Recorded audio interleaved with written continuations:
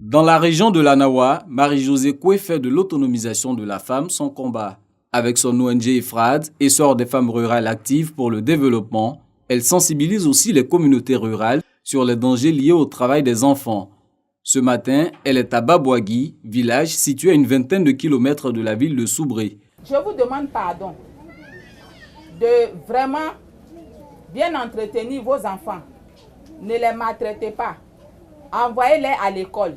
Ne prenez pas les enfants pour travailler dans les champs. C'est pas normal.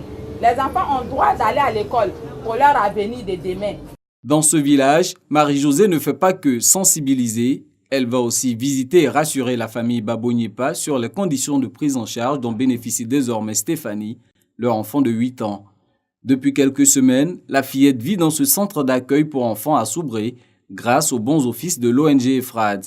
Stéphanie a désormais la chance d'apprendre à lire et à écrire comme les autres pensionnaires de ce centre. Les premiers moments pour un enfant, c'est toujours difficile pour s'adapter. Voilà, mais on les motive, on échange avec eux, on les met en confiance. Pour ceux qui ne sont pas là à l'école, ça c'est le niveau 0, ça c'est l'alpha pur. Pour ceux qui ont déjà acquis quelque chose dans le système classique, quand ils arrivent ici, on essaie de faire ce qu'on appelle un renforcement afin de garder son niveau, pourquoi pas améliorer pour qu'au sortir d'ici, ils puissent intégrer le système normal et continuer. En plus de l'alphabétisation, les pensionnaires ont aussi l'opportunité d'apprendre des métiers comme la couture et la coiffure. Là, c'est une chineuse. Non, tu coupes dessus, ça va diminuer les mesures. Donc, tu dois couper juste. Ce centre est une réalisation de la Fondation Children of Africa de la première dame Dominique Ouattara. Sa vocation est d'accueillir des enfants en situation de détresse dont l'âge varie entre 5 et 18 ans, des victimes de maltraitance, de négligence, de traite, d'exploitation ou même de pires formes de travail. Pascal était exploité à des fins d'orpaillage. Son calvaire a pris fin lors d'une opération de démantèlement menée par les agents des eaux et forêts. Un monsieur qui m'a vu m'a dit de venir, on va travailler. Je ne savais pas c'est quel travail, on va venir travailler en Côte d'Ivoire ici. Je suis arrivé, je suis trouvé que c'est pour creuser l'or. On se lève 5 h du matin jusqu'à 18 h. Je sais pas, pour se reposer un peu 5 minutes, pour manger, et puis pour boire, et puis vous allez se lever encore commencer. Dans ce centre, nous avons aussi rencontré ces jeunes filles.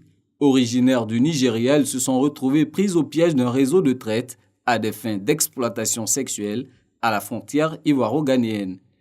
Quand mon camarade qui était venu là-bas, il me dit il va m'aider à venir ici. Il a cherché l'argent. Il est parti faire quelque chose. Chercher l'argent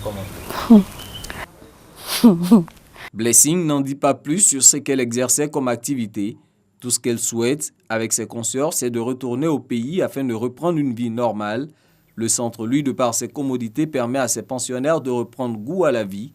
Dortoir salubre, salle de jeu, bibliothèque, activités sportives, en plus de 4 repas par jour.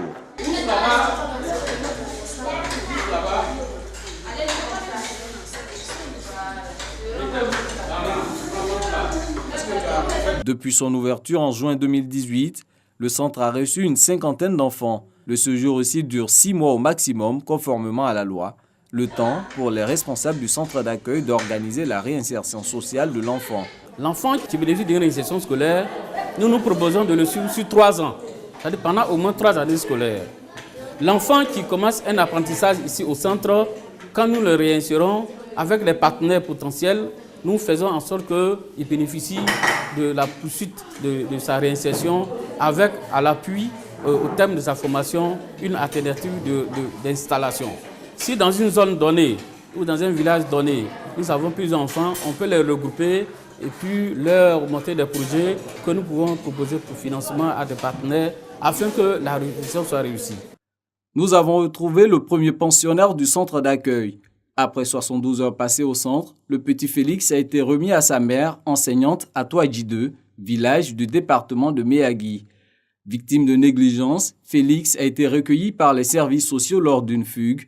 Aujourd'hui, avec l'appui du centre d'accueil, le gamin a repris le chemin de l'école et semble avoir oublié les mauvais souvenirs. Étant là-bas, j'ai vu que l'enfant s'épanouit. Lui-même, il a dit, même comme ça, à sa grand-mère, quand je vais grandir, je vais bâtir une maison comme ça aussi. En tout cas, il a aimé le coin. Retour à Soubré, capitale de la Nawa.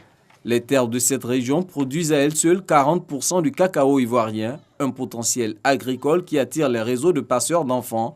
Par le passé, la prise en charge des enfants était le véritable point faible des actions de lutte menées par les travailleurs sociaux. Avant l'avènement de ce centre-là, il était très difficile pour nous lorsque nous avons un enfant dans une situation de vulnérabilité quelconque, que ce soit viol, victime de maltraitance ou de traite. Nous n'arrivions pas à avoir des familles pour les accueillir. Donc c'était vraiment difficile pour nous de pouvoir faire la prise en charge holistique de ces enfants-là. Parce qu'un enfant victime, il faut pouvoir le retirer de sa situation de vulnérabilité afin de pouvoir lui apporter ce qu'il faut pour pouvoir mieux le prendre en charge. La Fondation Children of Africa de la première dame Dominique Ouattara a déjà lancé la construction de 2 autres centres d'accueil à Boaké et à Ferkessédougou. Pour l'heure, celui de Soubré tente d'offrir à chacun de ses pensionnaires une vie meilleure, celle que devrait connaître chaque enfant.